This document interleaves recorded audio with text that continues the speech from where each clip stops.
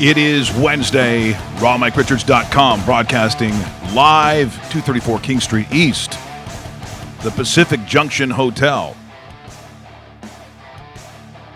I got to be honest, it's going to be a great day and a great show. From Rogers Sportsnet, James Sharman.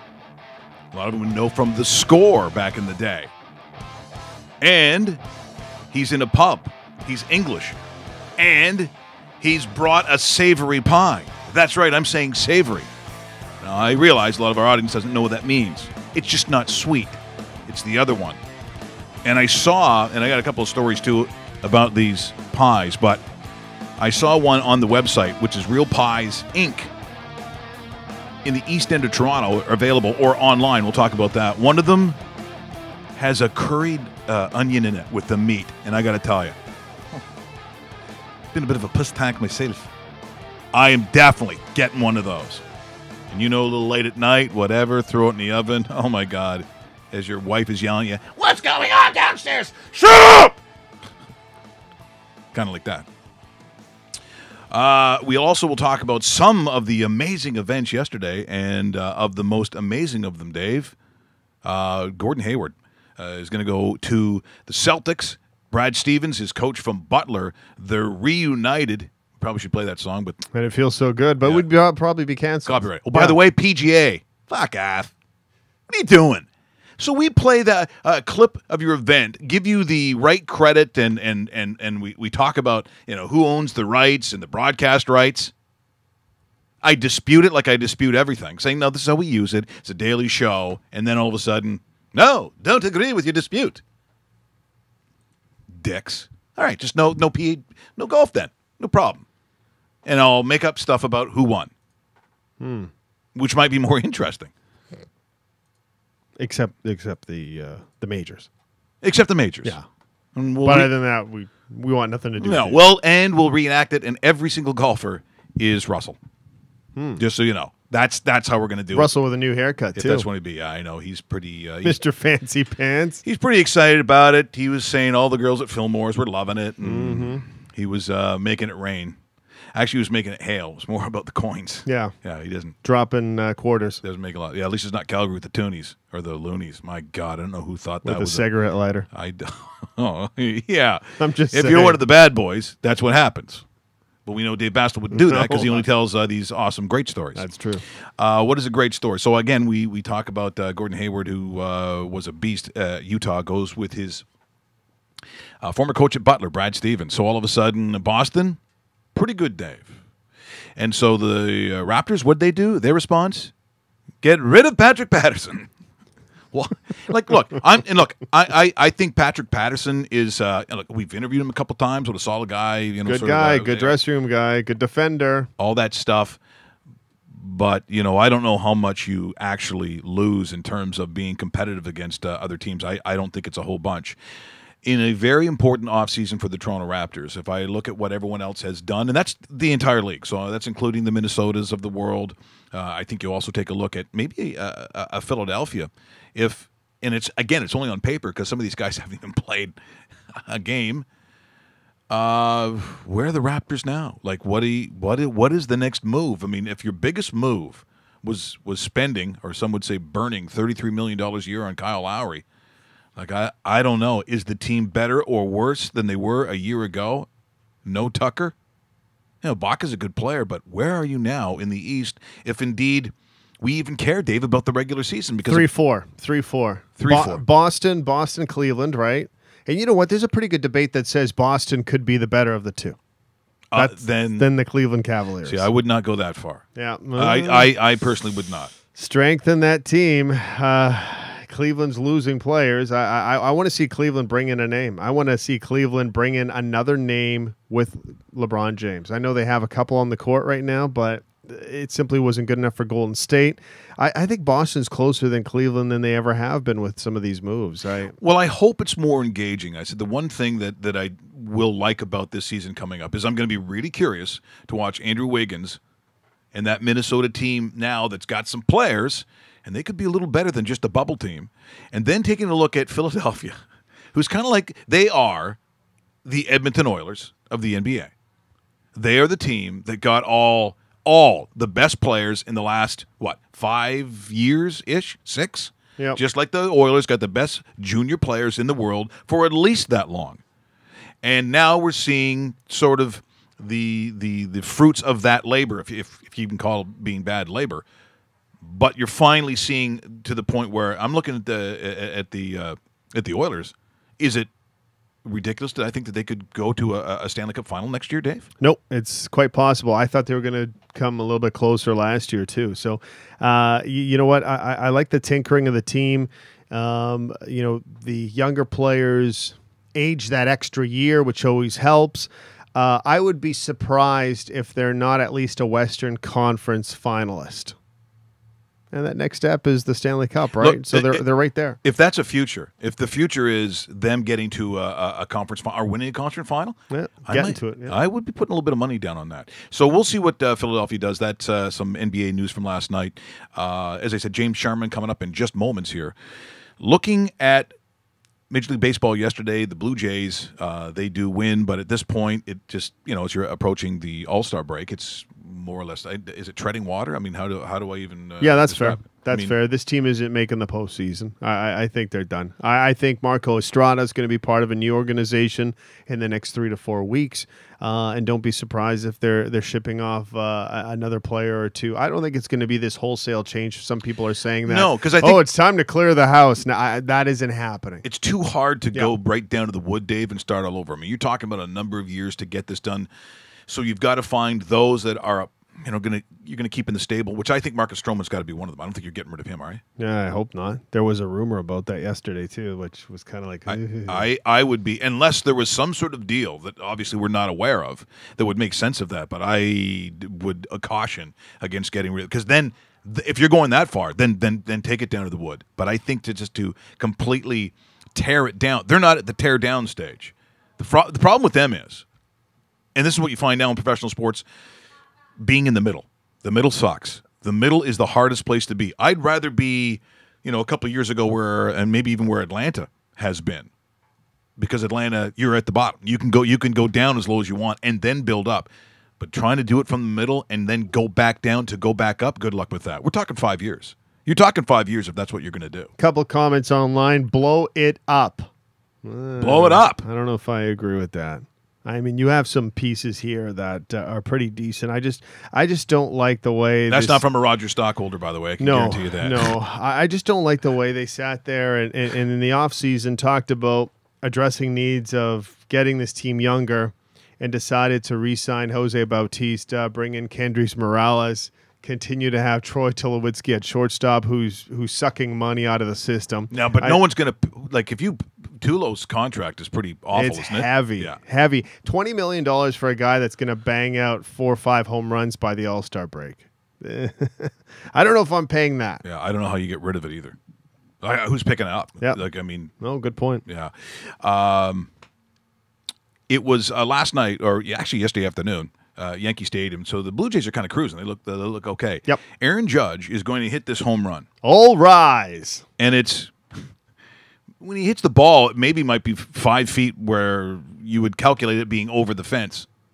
And it just stays at that level because it's, what's that, Dave? A frozen rope? Is that what they say? That the baseball is players? A frozen rope. That's exactly it. This, of course, courtesy of Yes and property of Major League Baseball, Aaron Judge. This is what he does. 3-2. See ya. That is ripped deep to left center field. See ya. A home run for Aaron Judge. Makes a dent. Look at the dent. Makes a dent.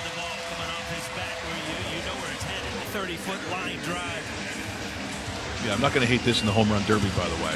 But you knew it right off the bat. I saw a line drive, and then I remembered who was hitting. Yeah, I step on Michael's toes every once in a while. It's just reaction, Michael. It's not intentional. Yeah, Step there's up. You gotta strength. It's got the bat speed, Dave. It's got everything. As they said, from a technical standpoint, almost a perfect swing. The only thing I don't like about Aaron Judge, the number. That's the only thing. Oh, wow. I don't like 99. Yeah. One person's supposed to wear 99, and that's it. Everybody else in every single sport, stay away from 99. Yeah, it's a little weird. Get lost. But I guess, Dave, when you hit the ball like that, you can. I know, but why can't it be something? it could be a else? prick. It'd be like 7.5. 7.5. That's outrageous. That's not a number. Yeah, I can do it with this hand, with one hand, hammered. All right, 7.5 it is. Ryan sends us on live chat. True, his 99 is brutal. Yeah. It just looks weird. I don't get it. There's a word we used for it in the day, and I can't say that anymore. Benedetti, and I know they don't say it like that. It's like he's from. Now this is the second best rookie in Calabria. in the major leagues right now. But and again, you look at what Boston has. And, you look at where those franchises are going. So that's why if you want to blow it up, that's what you're chasing. And right now, you're going to have some difficulty with that. Benedetti, a couple of home runs for Boston yesterday. And right now, they just seem like they're, I don't know, Dave. I don't know if the Yankees and the Bo Sox have a 7-game series, I would be leaning Bo Sox right now. It's close, man. It's close, but I'd like them in the 7-game series. You know both teams are going to pick up players, too, in Yeah. the next 3 or 4 weeks. Yeah. Maybe a Marco Estrada. I'm just saying. If you're Estrada, take it. Yes, go. Run. Run, young Marco. Bring your 82-mile fastball to somewhere east. That's insulting. But true. Once again, this is courtesy and property of Major League Baseball. And thrilled that he was there for Frank. them. And Andrew Benintendi, have a night. Oh. He takes Yu Darvish deep. Boom goes the His dynamite. 11th home run, There a it is. 3-run shot.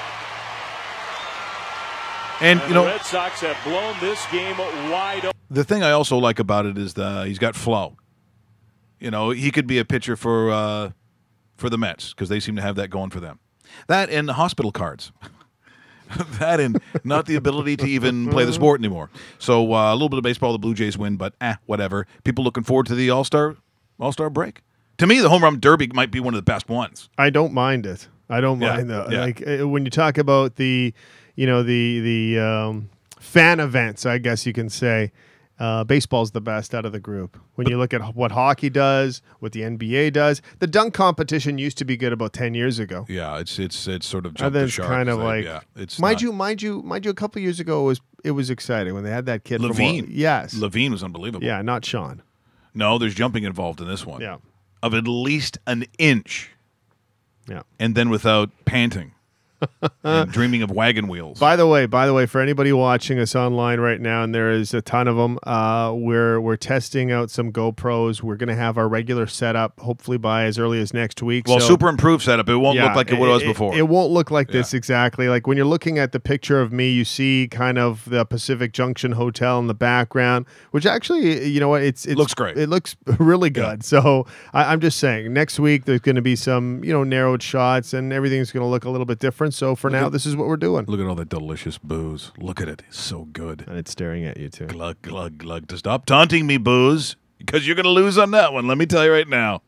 If that's the contest, you staring at me. Oh, okay. So we're gonna go to our good friend James Sharman here in just moments. But before we do that, this is that little kid in Dublin who is at the World Cup qualifier between Ireland and Austria at the Aviva Stadium. That's where they're playing soccer in Dublin. They're not going to Crow Park because soccer is an English game.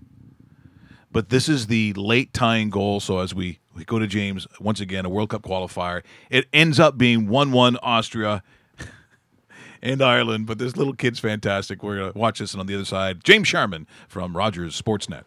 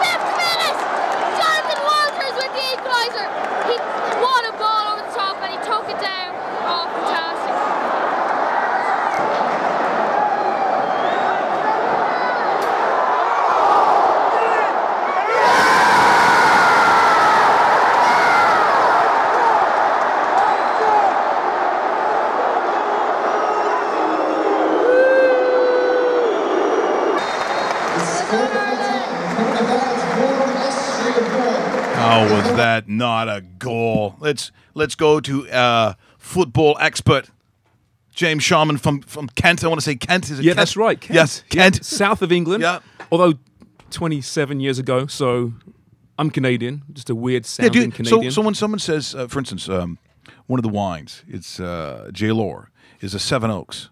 Seven Oaks. I was born in Seven Oaks. But a different Seven Oaks, I would suggest. Hey, thanks so much for coming in. You just saw that clip, by the way. So all my Irish relatives and that we're losing. Now, Ireland was fucking terrible. They were terrible. They must have got bollocks the night before because it took them almost the entire game to actually understand what they had to do.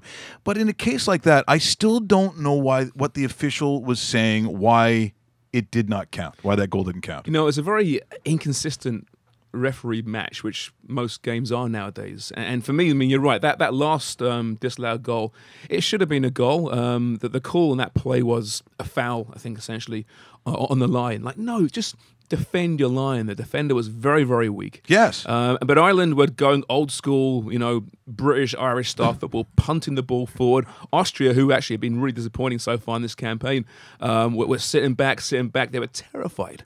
And it was old school football. It almost paid off, but still, Ireland's in good shape to qualify still. So I think your relatives still might be enjoying Russia next year. Well, that's what we're hoping for. And speaking of Russia, the Confederations Cup, how the Russians sort of bowed out early. I don't know if it's a huge surprise, but I look at the strength. Chile, who had, I thought, a marvelous tournament, but the Germans, the Germans. Bloody Germans, eh? Yeah. I tell you, Mike, I mean, this program in German football, it's incredible. So to make it simple, so the Confederations Cup is a dress rehearsal for the World Cup next year. So they can test out their stadiums, their logistics, and they invite the Confederations champions from around the world. Germany left all their star players at home because they know that next year in Russia is the big tournament. Let's give these guys the summer off so they're fresh. Because every World Cup or European Championship, you see star players not playing at the top of their games because they're exhausted and they're broken down. So they rest their players. They brought all these kids aboard. Meanwhile, the other kids were playing in the European Under-21 Championship, and they won that as well. Yeah. So they are European U21 champions, Confed Cup champions, World Cup champions, and all the best players were on the beach this summer so far. So if you're going to pick an early favorite for the World Cup, you might go for Germany next year. Yeah, not a bad bet. Before we get to all the other questions, because we're going to be talking about some real pies, we'll get to that in a bit. We're going to be talking more soccer. My wife brought this up to me yesterday, James. Hello, Irene. Exactly, and she's probably watching right now. Yesterday was the 13th anniversary of Greece defeating Portugal at the Euros, which this guy over here How the hell did you predicted. I'm still hanging my hat on that one. I was going to say. You predicted that because I did. Because It's the one I've got right in my entire career. I remember watching that, thinking, well, but Greece has to score at some point to win some of these games. You're right, man. That was which the tradition continues. Yeah, exactly. It precisely. It was not a good tournament. 2004. My word, that was defensive football at its very finest. And yeah, I just had this funny inkling about the Greeks, and they played well in the lead up, and they played this great defensive football, and I was, living on the Danforth. So I thought, hey, you know what? I still get free drinks for that. Prediction. Beautiful. Still 13 years later. Yeah. So when we're looking at some of the qualifying, one of the teams that kind of sticks out to me, and maybe it isn't to you, but just based on football history, is Switzerland's perfect so far. Yeah. Do you believe or not believe in the Swiss moving forward? Because it looks like they're going to win that pool, that group. They've been perfect so far, haven't they? I think in qualifying. Yeah, they're 6-0 now. Is that something that they could take forward? Are they a team that's going to make a quarterfinal or a semifinal or something like that? Who's in that pool? I'm trying to think who's in Switzerland's group right now. I'll look it up really quick. Yeah. But I mean Portugal. You have to remind me. Albania. I think. Yeah, Portugal's the number 2 team. Yeah. I know that for sure. They're a solid team. Qualifying's so difficult, right? It's so different to cup football in a 1 month span. You see it all the time. These teams qualify qualifying with ease and then struggling at the tournament. Austria, I mentioned, Austria were great in qualifying for Euro. They stunk the joint up at the tournament. England are renowned for qualifying for tournaments, and they struggle when they actually get there. Switzerland's a good team, a very well-organized team, no real star power per se. It's all about the draw, right? Right. And, who you get in that, man, we don't know that yet. So we got Portugal, Hungary, Faroe Islands, Andorra, Latvia. So maybe they're just beating It's on a some weak weaker group. teams. Yeah. Portugal, they took care of Portugal, I think, that first game. Portugal have found themselves That's since then. significant. That's significant. But massive Euro hangover for Portugal, right? Sure. And now they've found themselves, and they're going to qualify probably in second place, at least for a playoff round. I don't see Switzerland going far at the World Cup, but certainly getting out of a group phase with a kind draw. But they're a tough, organised team. International football now has changed, and frankly, it's not great. It's in this era of very, very tactical, strategic football. A bad team can outcoach a good team and kill off a game. We saw that at Euro last year. Another bad tournament. Portuguese fans, respect. You deserved it. You played the best bad football out of anyone. But that's where we're at right now. You have the Germanys, the Brazils, the Frances. I think they're an upper echelon, and then you got this whole mushy middle with Switzerland, with maybe you throw Portugal in there, England perhaps you put them in there. Decent teams that perhaps aren't going to win the World Cup and might advance. Well, we're in studio with James Sherman here on RawMikeRichards.com talking all things football. Today, I guess, news of Lionel Messi getting how many hundreds of $1 bajillion a week or something, I think it is. It's like, I think countries are looking at their gross national product and saying we couldn't afford this. But, when you break down these great names in world football, is he the best player on the planet? See, now you're going to upset all the Ronaldo fans out because there, because that's those why are you're the doing yes, this, isn't it? Yes, yeah. I've had enough of him. Tall and suave. I know. That's why I got my hair cut like this. Just say, okay, Ronaldo too can play that game. He's just too damn good looking, isn't he? I tell you. Yeah. No, you know what? It's so subjective. It's the Messi Ronaldo era, right? Any other era, they'd both be considered the best of that era. For me, I'm a Messi guy. Always have been. He does things a little bit better, but you give Ronaldo credit. He's 33 almost. He's redefined himself the last year or so, and I thought he was declining a year ago. He's become this once again superb central striker for Real Madrid and for his country as well. And he's had maybe his best year ever. So you can never discount this guy. It's what do you like? Do you like a guy that takes on players wide one-on-one and beats them, or a Messi who makes smart little runs into the box, beats guys with the ball on a string? It's a subjective thing. They're both wonderful talents. I'm a Messi guy, but I understand the Ronaldo camp saying, no, he's the best. It's almost like the way at times that we talk about Jaromir Jagr. Where you looked at a certain point and thought, yeah, he was world class, but obviously the skills are going to diminish. And then you see him go out there, Dave. And as we watched the last couple of years, you're like, he's 45 now. He can still do it. Yeah. And he was always in the shadow of Mario. If Mario wasn't there, and is a little bit, I guess, towards the end of Wayne's career, if Mario wasn't there, Jago would have probably been considered the best of that time. It's pretty fair to say, or close to it anyway. Yeah, that's fair. Yeah, absolutely. But you've got this massive looming shadow of Mario Lemieux, and it's like, how do you get out of that, right? Yeah, literally. Yeah. Maybe the worst thing for Cristiano was that horrible bust that made it look like his head was made out of gum. How did he and sign a truck off on run that? over How did it. he say that's okay? I The don't- guy's so vain. So vain, and he says that's okay. My face is melting, but I like that. Look, do you see the statue? You see me? This is a joke, obviously. That same sculpture did another one recently. And I forget who it He was. got another of. job after that? He did, and it was equally as bad. I forget boy. who it was. Wow. God, does he also work at TSN 1050? I'm steering well. How do people continue to get these jobs?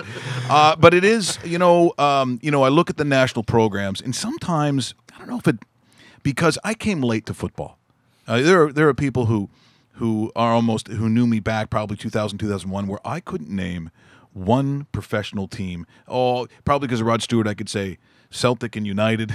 I kind of knew that. I heard of Liverpool because I kind of knew where it was, to a point where, I'm going to watch any footy. And to me, almost, if it's baseball and football, it's not close. It's not close. I'm going to sit there and watch soccer of any kind. I watch the under-21s. I just think that for the young people right now, and I'm saying worldwide, it's my philosophy anyways, and I don't have the numbers, to define and say, it definitely is this way. But soccer, I think, has caught the imagination of world youth because, number one, it's a couple hours. Short is good for younger people in the phone generation.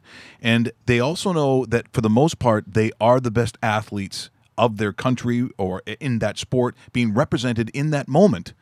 And I think that it's more appreciated as a world sport more now than it's ever been. You know, it's funny. I'm surprised why in North America international sport isn't what it is in Europe, for example, where international sport is so important, and you have these World Cups that are truly World Cups.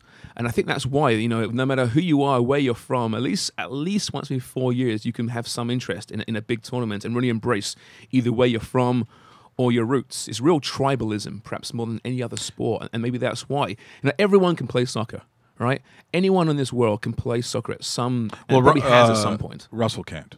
Russell can't? Russell- Aside from Russell, Russell. anyone in this world, Exactly. Okay. the other 10 billion people on the earth, or whatever it is, can at some point kick the ball around the field, right? So it's one of those things. You think, man, yeah, I could do that. And then you watch these skilled players and think, I couldn't do that. No. at all. Wow. It is the world game, and it's got its faults. And man, I'm the first person to criticize soccer for its faults. And it's big business, and it's corrupt at many levels. And the diving and the cheating, I deplore it. Although it's part of certain footballing cultures.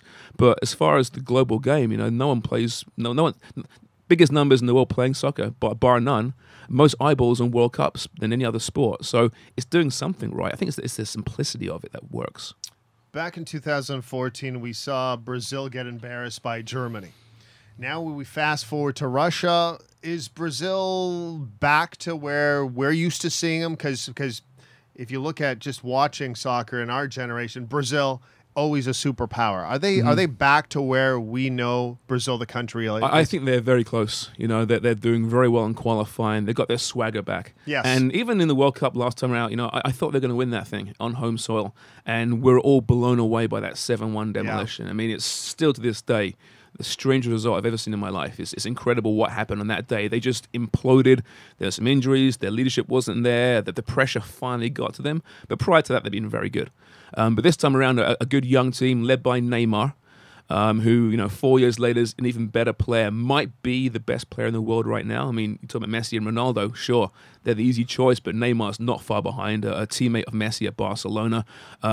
They are legit, absolutely, and they will enter as one of the favorites. But to bet against Germany is quite the gamble. Yeah, and don't you think also as well, when I take a look at national programs, that they almost seem to be also a reflection of what they do within their own leagues domestically. So if I'm looking at the Bundesliga and I'm seeing what happens with them, there's a lot of young German blood in it. There's a lot of German stars. And I look at some of the Premiership. It's a prime example. There's 35% English players in the Prem. And I think even in Italy. Yep. They probably Less aren't so. that. Yeah. More and more it's in international, and certainly the national programs do suffer. But it's that old argument, with the Premier League, for example. Do you improve the quality of English football by bringing in the best players from around the world, or are you better served by nurturing the home domestic talent? I think there's a line to be drawn there. You want the best players, but it's when the young English players aren't getting a chance because they're being replaced by average international players. The sexy name counts for a lot by some of these owners. Sure it They'd does. rather sign Salvatore Sirigu than Joe Block. Right? From Scunthorpe, right? It just sounds better, right? I tell people, and they know this, I have bet on Scunthorpe. I bet on teams and sports that are, but I get there, and of course, when they talk about the championship, I know it's Division 1. You can I know you can change and dress up that name. I know what these What is teams the championship? are. I know. that's- I love Scunthorpe too because growing up, I watched a lot of cricket as well. Now, there's a famous English cricketer called Ian Botham who was a bad boy of cricket. He was all power, all bats. He could bowl really well as well. Got done for all sorts of misdemeanors in his career. Real bad boy of sport. I was going to say But he also a played bad soccer. boy of cricket. Oh, those boys, they're bad news. Those cricketers, Mike, let me tell you. What are they farting when they're not supposed to? What is a bad cricket thing? No, but he also played soccer professionally for Scunthorpe. He was a two-sport athlete. So that's why That can't be Scunthorpe's common. Very rare. I mean, only one I can think of is Ian Botham. You couldn't do it nowadays, but he's called Beefy Botham because he was a little bit tubby. Yeah. And back in those days, cricketers could be tubby and still be successful, and play for Scunthorpe apparently. But I love that team. Well, speaking of domestic leagues, Toronto FC. Now, when it first starts out, I'm out in. I think we're both out in Western Canada Yeah, at that we were time. at that time. Yep. And so my good friend Stephen Brunt says, "You got to get out here because you're going to love the enthusiasm. You're going to feel like you're in some sort of mid-table, maybe smaller English town. Just the way the stadium sort of set up." He goes, "But the enthusiasm, the Scarves, they've really taken ownership for the first time as Canadians, not just cheering for the players of their native. I've talked about just that. That's the real change to me. And this Toronto FC team has played some pretty good football, and I think it's a reflection of." When you're watching the World Cup, and I always the most in the strangest thing is to be watching a World Cup and some broadcaster talking like this and that. I don't know how awful this accent is, but here comes No worse than mine. Here comes David Bastel from Real Salt Lake, and I'm like, Wait, what? What did Real Salt Lake? Number one, that's the goofiest name I've ever heard in my life. I mean, if anything, There's no royalty there, right? Real means Real royal. Salt Lake. I know. It's odd. You could call it Wives Salt Lake, and I think it's probably closer to what we're talking about. But this is where we're at, though. Now, James.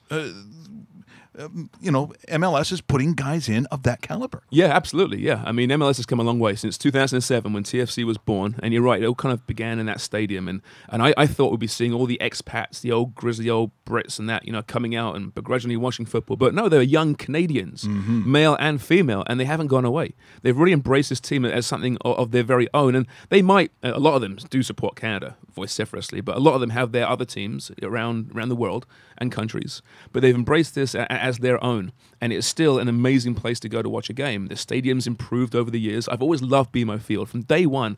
Sure, it was made out of Lego, but the atmosphere, it was loud, it was legit. Now it looks less Lego and more, I don't know, Meccano or something or other. But it's a good stadium, it's a good atmosphere, and the football, like you said, has improved so much. And now you've got some very good players. You got Sebastian Giovinco, who, he's not world class, I'm sorry, but he's very, very good. He's very good. If he was world class, he'd be playing for a top team in Europe, but he's an excellent player no matter what league you're talking about. Where could he play if he was to go to he'd be in a good team. I mean, he was at Juventus, right? And I think they would have re-signed him. But wasn't he on the bench? He was playing behind Carlos Tevez, who is and was a world-class player. But he still scored goals. He played at Parma.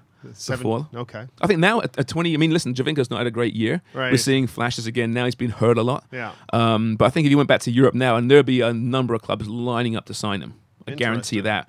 Some pretty good clubs, but he makes more money here right now. And he was, I'm not sure about now, but he was the highest paid Italian athlete in the world, playing at Toronto FC. Like he's not going to play for Pescara or a team like that. No, I mean he's not. They'd love to get him. Yeah, of course, yeah. Right? And he's just not going to. He wouldn't do it. He's good enough, right? I mean, Yes. he's proven he's scored goals at Juventus. He's scored goals at Parma. He's got he's a legitimate star of football, but the whole world class tag that gets thrown around a lot.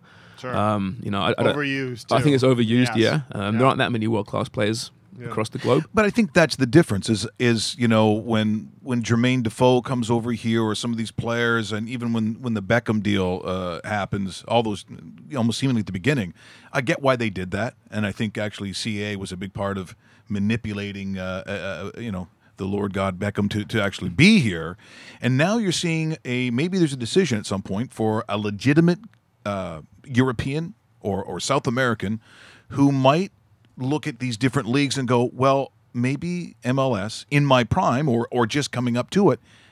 Is that an option? Is that a thought that you think that exists right now? It's changed. I think Giovinco is a big reason for that. A guy that came in his prime and he's stuck around here. You can offer a wonderful lifestyle here in Canada and in the States, for the right money, obviously. Sure. And I think players are drawn here and the quality's getting better. I think a lot of players are still scared off. Like, if they're international caliber, will they still get watched by their national team coach? Giovinco didn't. He got a couple of call-ups by Italy, but he's really lost his Italian career.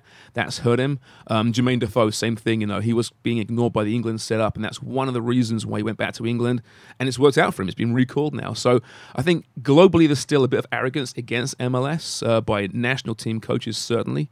But it's changing, and you're seeing more and more younger players coming aboard as designated players, guys you may not know the names of, but the scouting networks are really in full swing in MLS compared to what they were 10 years ago now. So they're unearthing these good talents from South America or Central America, paying them lots of money, and they're young players or they're in their prime, and that's the difference. The Lampards, the Steven Gerrards, they're great in order to come over here. It's nice to see these guys arrive. It's kind of sexy names. Yeah, It's sign fun to watch them, but autographs, yeah. what do they really accomplish? Not very much. No. Oh, okay. So on that basis, and we even saw one with Bastian Schweinsteiger or whatever his name is. Schweinsteiger! You have to shout it, and it sounds Yeah, absolutely. It's like, He- hands up. You know. He's come over for the Chicago Fire and so forth. Do you have an idea of who might be that next guy that decides to cross the ocean and join us in North America? Well, we thought it might be John Terry. Yes. Right? John Terry, who was... that'd be big. yeah, why are you laughing, Mike? Oh, let's hope that happens. Let's Well, he just signed with Aston Villa, right, in England. So, and lock up your girlfriends. That's all I'm going to say. so John Terry, he leaves Chelsea. He was a one-club man, been there his entire career, won everything. Wonderful captain, wonderful leader, 35 years of age. Yeah. Last year, he fell out the 11. So would he come to the States for big money? Would he go to China for extortionate money? He's gone to Aston Villa in the League Championship, Division 1.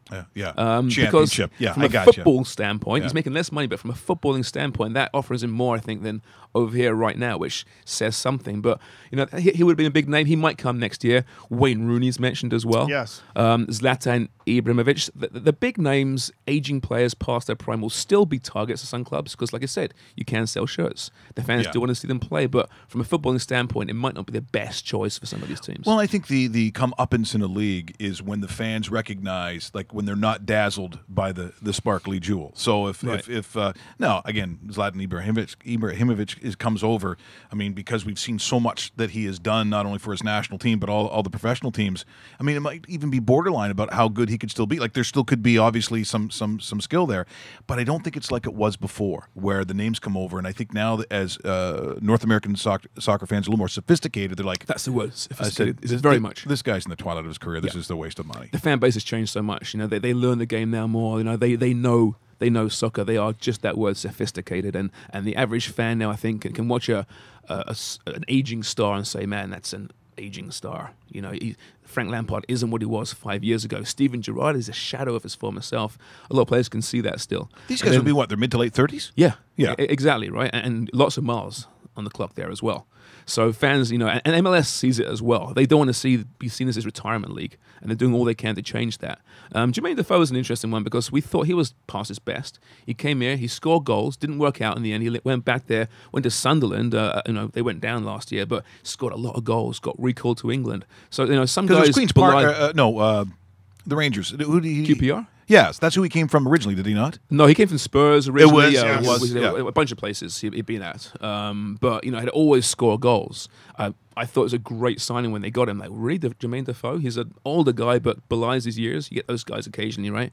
They kind of misread the man himself, and he wasn't someone who could transplant himself into a new culture, even though it's a very similar culture over here. Didn't work out. He's still a good guy. You see what he's done the last year or so with this young boy who's dying of cancer. He's just taken complete ownership of this kid in many ways, and it's become his best friend. So he's a good guy. He gets ripped here in Toronto. Didn't work out, but I think MLSE and TFC learned a lot by that experience. Really look into the character of the player before you actually sign him, because in the end it was a bit embarrassing.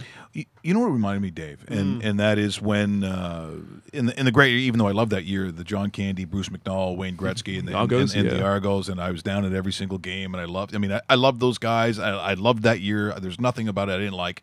Got a chance at the time. I guess I'm working at the Fan, myself and Derringer, and the Rocket comes in. And so I actually had a chance to actually talk to him personally, like in the hallway and stuff like that. His mom was there. And, right. There was a shy kid, comes out of Notre Dame, and then there's this expectation of an entire league, really an entire country, with some of the biggest names that we've seen own a team, and it was just too overwhelming. And so some people look at it and go, what a failure. I kind of thought, even though he was the young version of that, but the older version is Jermaine Defoe coming over, was like, come and save everything now. Yeah. Maybe he's not. Be the maybe solution. It's not fair. It's not fair, and I don't think for some guys it's not in their DNA. Some guys are capable of that, but both those individuals, they were frail for different reasons. One at the beginning of their career, and one kind of in the twilight of their career. The same day they signed Defoe, the same press conference, they announced Michael Bradley. And it was very much in the shadow of Jermaine Defoe. Buried, right? Oh, okay, well, that's nice. And those who watch soccer closely thought, man, that's an interesting signing. I'm surprised he came. came for the money, you know, and he's still here. He's been the solution. He's been so important to that club, given that team his identity. He's been the consummate professional, the consummate leader as well. Like, how good is Josie Altidore compared to world soccer? Well, I mean, listen, Josie, you know, he's a world-class player in MLS. He did really well in the Dutch league. He did okay in Spain. In England, he failed. And you know, he's learned from that experience. He's a very, very good player. He's arguably been TFC's best player this season. In MLS, though, he's a big fish in a smaller pond.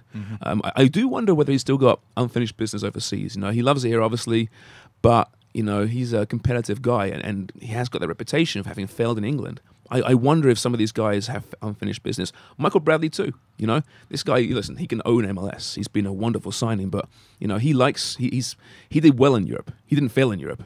And you wonder whether at some point he'll return there as well. That's the one concern for TFC fans. This wonderful team they've built, and it is, for me, the best team in the league, or very close to it. You know, how long can they retain these players? You know, they seem confident. The players say all the right things. I'm just speculating, but I do wonder. Just get a cup first for this market, because this market needs some kind of championship. Yeah, exactly. Speaking of championship, realpiesinc.com. World-class pies. World-class pies, and we don't use that word lightly, world-class. Tell us about this business venture, if people are curious about it, because I heard about it from my wife a couple weeks ago. I wanted to talk to you about this. This is just something you do on the side, but a lot of friends that I talk to, it's like, yeah, that's right. I saw him on the Danforth. I saw him here. I saw him there. Tell us about realpiesinc.com. Yeah, it's just something me and the missus, actually, you know, we just wanted to look for kind of a hobby, something on the side, you know, in our downtime. And I love to cook, always have. And, you know, I thought that, you know, my mother-in-law came and stayed with us for a decade. It wasn't that long, but it felt that way. Mother-in-law, right? No. I'm joking. Love her. Love her. Your wife's from Canada? She's Canadian, or she's Canadian? Yeah. I'm joking. I love my mother-in-law. But she came over. She's like the pie queen. You know, she's great with pastry, and she makes these wonderful pies. And I thought, man, there's a market out there. And she's sold them in the past. And I thought, man, this is an untapped market in this area, East Toronto. Now, downtown, there's a couple of places now. Not many. Very, very good. Yeah. But it's just, the pie isn't something that Canada's embraced yet. A meat pie, you know, a savory pie. Yeah. Sure. I love cooking. I've always been intrigued by the industry. Never worked it in before in my life. So we thought, why not? Let's give it a whirl. So we got a little market stall on Thursdays with an online business, frozen meat pies, called realpiesinc.com. It's very, very small right now. Who knows where it's going to go? You know, we have our careers, our full-time jobs, right? And obviously they're the priority.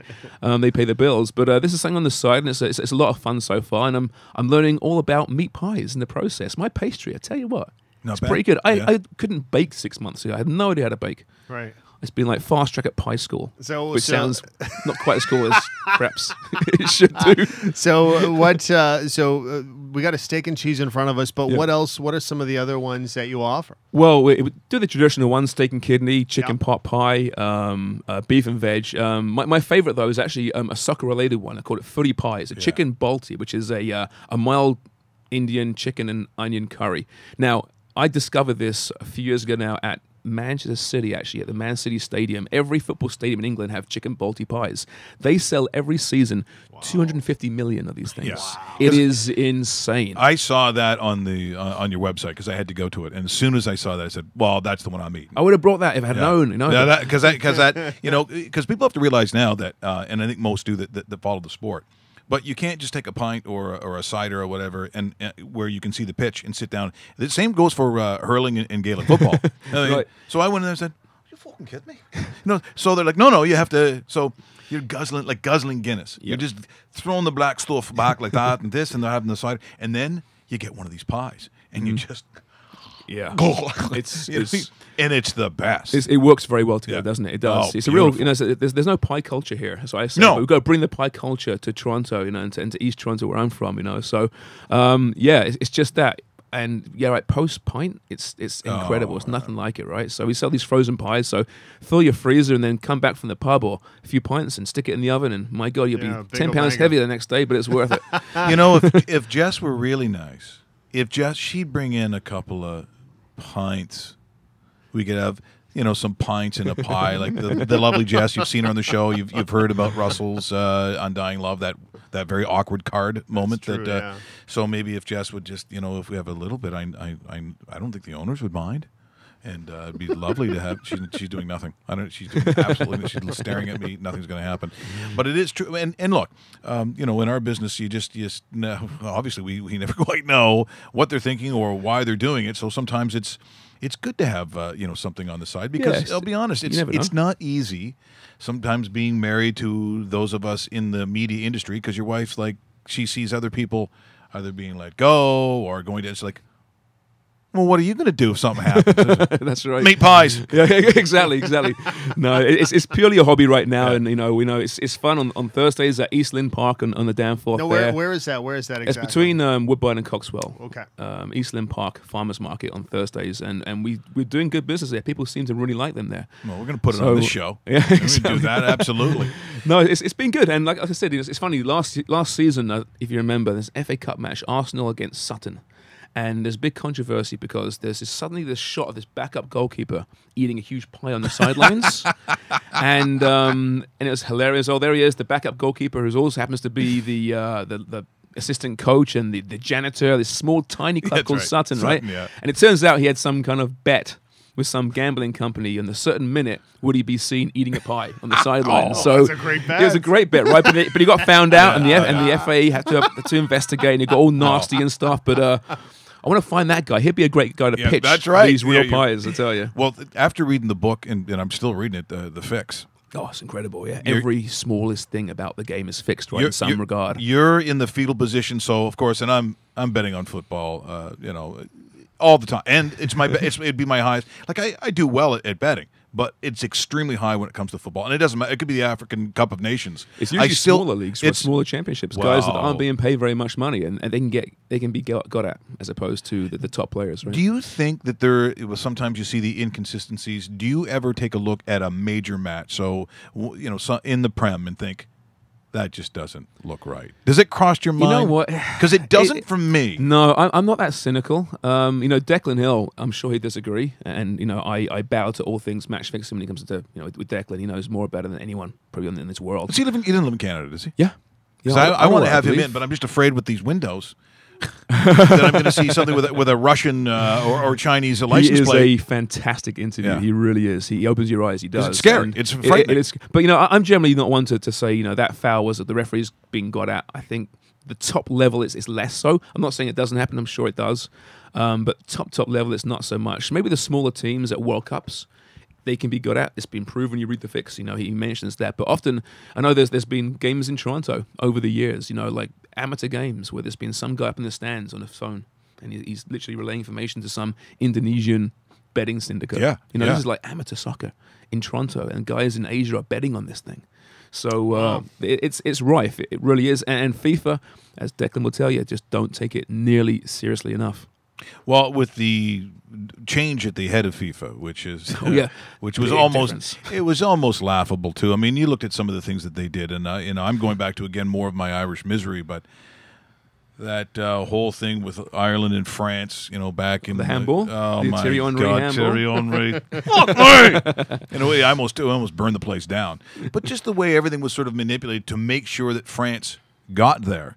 And of course, once France got there, that was almost they were just humiliated. But there's so many levels of corruption right under Sepp Blatter. I saw this week though, Vladimir Putin has invited Sepp Blatter to the World Cup next year. I saw a picture of that. What are you thinking? Have you no shame? Stay away. You have sullied this sport. Yeah. You're an absolute disgrace to this sport, Sepp Blatter. And why Putin? Well, I say why would Putin invite him? Probably a few good reasons why he'd invite him. Gave him the World Cup for starters, right? Yeah. But it's just, go away. And the new guy, Infantino, I'm not sure he's much better either. Who knows? We're going to see. Time will tell. But there's a lot of journalists out there who are extremely cynical of even the current FIFA compared to the previous FIFA. Maybe it's somewhat cleaner, but there's still major issues. Now, you had mentioned Arsenal, so Arsene Wenger, who, it doesn't matter what publication or on. I mean, there are someone either leaving, going, like staying. I mean, what a interesting central character to such a, I wouldn't say a controversial team, but when you say Arsenal to a footy fan, especially in the Prem, there's some real emotion. Polarizing, right? Yes. It's real emotion. Yeah, it's not like, right. Oh, yeah, they're okay. No one would ever say that. No, Arsenal fans, I mean, they are and I've got many an Arsenal fan who are friends of mine. My dad's an Arsenal fan, right? But they're pretty thin-skinned, you know. No team in the world has a fan base that have hammered me more over the years than Arsenal fans. I blame Arsene Wenger. But this guy, he's been around there since 1996. He's won everything apart from European glory. But in the last decade, the team's taken a step backwards. And at the same time, the Man Cities and the Chelseas of the world have been bought by these very rich people who have, you know, basically bought championships. And Arsenal have fallen further behind. And the central character is Arsene Wenger, who's a man of principle. And he has spent more money than people think, but he's not going to spend the money that a City or a Chelsea have, even though Arsenal have this wonderful stadium. There's the highest ticket price in the world. And the fans are getting sick of it. And he won't quit. He signed a new deal recently, so he's staying for another season. And they say it's time for a change. And I think it probably is. Listen, respect the guy's a legend there. One day he'll be embossed forever in bronze. But he hasn't moved with the times, I don't think. And his teams are very predictable. And this time, for the first time in 26 years or whatever it is, he's not going to be in the Champions League, which is a huge problem for that team. Now, when the season starts and I'm watching Liverpool, I said, I think I went on and said, look, there's a couple of teams in professional sport that I want to watch. One of them was the Edmonton Oilers because they were flying all over the place with all these young guys. The other was Liverpool, not one of these scoring at just an unbelievable rate, but even the way they pressed on defense. I mean, it was constant pressure. They were exciting on both sides of the ball.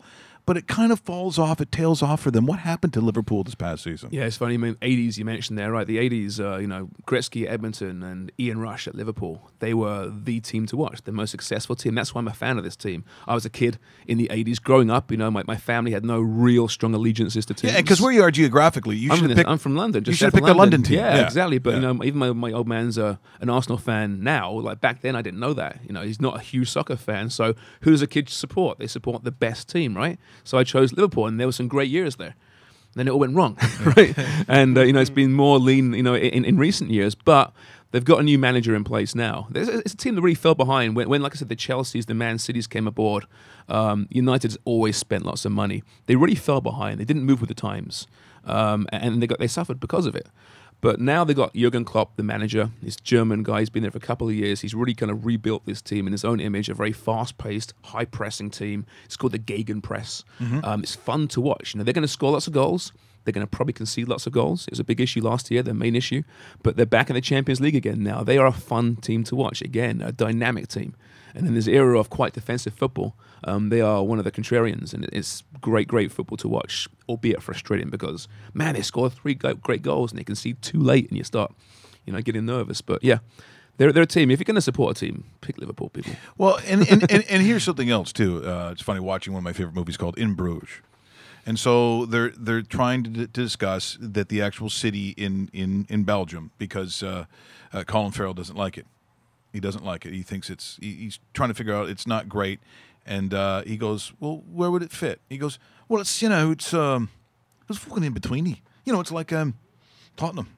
Because at the time, right, if you're a Spurs fan, that's just, you were mid-table. Yeah, and you're safe. You're not going down. You're not going down. You might have a cup run, but you're not winning. But that was it. Little change. I mean, I still don't think that I'm putting them in the same category as a Chelsea or Man City. But their football's changed, I think, over the last 5 to 7 years drastically. Yeah, I mean, they're not. You're right. They're not quite there with City or Chelsea because they haven't won yet. But last year they were fantastic for the second year in a row. They finished third the year before, second last year. Young team built with an English spine, which is quite rare nowadays in the Premier League, as discussed. They've got another young manager in Mauricio Pochettino, who came aboard from Southampton 3 or 4 years ago now. Again, a high-pressing team, rebuilt that side. You got Dele Alli, who's this wonderful young English talent in the midfield. You got Harry Kane up front, scoring 25 goals every year. They're another fun team to watch. Can they retain their players? That's the big test now for Spurs. You know, they won't surprise anyone anymore, and the big clubs are coming in for their big players. Can they keep these players happy at Tottenham, at White Hart Lane? They've got a new stadium coming, not this year, really? Okay. Next year. This year they're playing at Wembley all year long. They played 10 games there last year, and they didn't play very well there. Wembley's not a good home stadium. It's so cavernous. It's so big. Well, that Well, they suffered because of it this year, but then they got a brand new stadium, and that'll make a big difference financially for them. But yeah, they're a team to watch. They are legit. They're a contender for a championship this year, I think, if they can get that home field advantage at Wembley. What did you make of the Hammers playing in their new big stadium? Did you Oh, think yes, that worked? We didn't. No, it didn't. Yeah. You know, and it's a great deal for them. You know, Upton Park was a wonderful old school stadium. It was nasty, it was dirty, but man, it had an incredible atmosphere. They moved to the Olympic Stadium. They kind of rebuild it here and there, but it wasn't designed for football. So it's not very steep tiers. The fans are far away from the field, and Upton Park was renowned for being right on top of them. It used to be the Craig Forrest who played at Upton Park for years. Man, he goes, the fans are right on you. And it was a tough place to play. What wasn't the Hammers in what places like was it Millwell? Oh, Millwall. I mean, Yeah. those I've got a good were- Millwall story for you, actually, soon after. And it's a good Is one. it dirty? It's not dirty. Nasty. It's nasty. Oh, I like nasty. It's crazy. Yeah. But yeah, and it didn't work out. You know, they had a very average season in the end, and you know, they didn't really have that. You've got to build history at stadiums and have big results against big teams. That didn't really happen for them, so they can still build it. They're a decent team, but the stadium itself was more designed for track and field. Yeah, well, you were there, not Dave. football. You were there. Yeah, At the that's where Olympics, I saw right? Usain Bolt Right. win his multiple gold medals. Yeah, You know, it's it was a great fantastic. track and field Yeah, stadium, it really right? is, and you're right. The way it was structured for track and field in general was great, but I never saw a soccer game, and I don't get the premise of how far away everything seems to look. Anyway, And I think some of the season ticket holders for years at Upton Park, you know, who are very, very ardent, shall we say? It's a good way to put Look it. how polite you're trying to. It's called Raw Mike Richards, and he's trying to be as polite as possible. This is killing me. I keep forgetting that we're not actually on because the he's gonna be filthy as soon as it's over. No, Yeah, fucking exactly. me, man. No, mate, fucking you know. But they put some of these fans in with, you know, the more green fans, the more family areas, right? And it just didn't go down well because, you know, you bring your family to a game and you don't want to sit beside some guy who's spent 25 years cursing and blinding Oh, yeah. from Upton Park, right? And I understand both sides of it. So there's some mistakes there. But sorry, the Millwall story, right? Very quickly. Yeah. So, you know, a few weeks ago, obviously that terrible terrorist attack in London. 3 of them, the jihadis, burst into this pub, and everyone runs away, obviously, apart from one guy. One guy had a few pints to him, stands up and goes, "F you, I'm Millwall." This is a diehard, lifelong Millwall fan, has some history, and goes at them with his fists. These 3 jihadis with machetes and knives. wow. And they don't kill him. In the end, they run off. He's got lacerations and stab marks. It's unbelievable. And he gets screaming, "F you, I'm Millwall." Well, they're saying Allah Akbar, whatever it is. He's saying this, you know, and apparently the scene was just extraordinary. Wow. And this guy, there's pictures of him in his hospital bed, his hands all, you know, bandaged up, holding a newspaper with the headlines, you know, "F you, I'm Millwall." His friends gave him a book saying, "Learn how to run," these kind of things, right? This guy was an absolute maniac. Wow. And I think Millwall are quite proud of him. Yeah. Now and again, hooliganism's not a bad thing. But that's really though. Those situations, yeah, That situation, absolutely. the one situation. Exactly. Like what was that movie they made with the American kid? Green Street Hooligans? Yeah, and any footy person I talk to just boils. They hate the movie. Why do they hate it so much? Is it too Hollywood? Or is it just, Maybe too Hollywood, yeah. Yeah. It was West Ham, wasn't it? It was, it's it Green was. Street's, you know, outside Upton Park, actually. Yeah. I didn't mind it, actually, myself. It was all right. But I guess it's that kind of American spin on hooliganism, right? And a bit too, not quite as raw as perhaps. Well, I always say, you know, people get upset and they talk about racism. They talk about you know, anything that you can think of that is upsetting currently and very volatile in our society. I said, well, when you look at the football culture in some of those European countries, then talk to me about what racism is. It's vile. I mean, FIFA. It's brutal. FIFA. I think it was the year that they had it in Poland, and was it Ukraine? I'm trying to think Yeah. of. And they said, make sure the fans just please control yourselves. Well, I can remember the first game that I saw. So here come the Netherlands. Now, of course, the Netherlands, which can be at that time the king of flakes. I mean, Sure. great footballers, and there was a couple of the black players who had the blonde braids and so on. Well, they go onto the field, and they're the fans doing the gorilla signs and stuff. It still happens now. And I'm looking, I'm going, oh my God. And people are like, are you like, trust me, that's nothing. If you see the punishments FIFA hand out to these federations, it's pitiful. I was going to say not severe. It's their, you know, their fans are, you know, found guilty of racial chanting. Here's a €30,000 fine. You know, yet a guy wears, you know, a shirt that isn't an official sponsor, he gets £100,000 fine. Like, give me a break. Yeah. FIFA just don't take it nearly seriously enough. It's quite simple. If your fans are racially abusing opposing players, kick them out the tournament. Yeah. That's how you punish the federations and the fans. Kick them out. That's simple, but they haven't got the guts, the balls to do that. Do you think even still with the regime change that it's still the same It's the way? same. It's still the same. You watch every year. Watch the Europa League. Watch Champions League. You know, it happens every year. And it's usually the same teams as well. Yeah. Often the same teams. Sadly, a lot of Eastern European teams are guilty of it. It is. It is. And it's It not is true. Teams that their fan base, a certain Yeah. element of the fan base. Yeah. Let's not paint them all with the same brush, obviously. Right. It's like any federation, English fans. But you there's know an where it's element going which to are be. bad. You know where it's going to be, and that's bad. So if it's on the resume and we recognize some of those countries as doing that, then you realize that nothing has changed. Yeah, if we can still say it that. really hasn't. It really hasn't changed. Next year in Russia will be interesting. You know, Well, in Russia, big concerns for a lot of different You throw in reasons. 1,000 English fans into, you know, I mean, even now the Russian firms, as they call them, the hooligan firms, are talking about targeting England.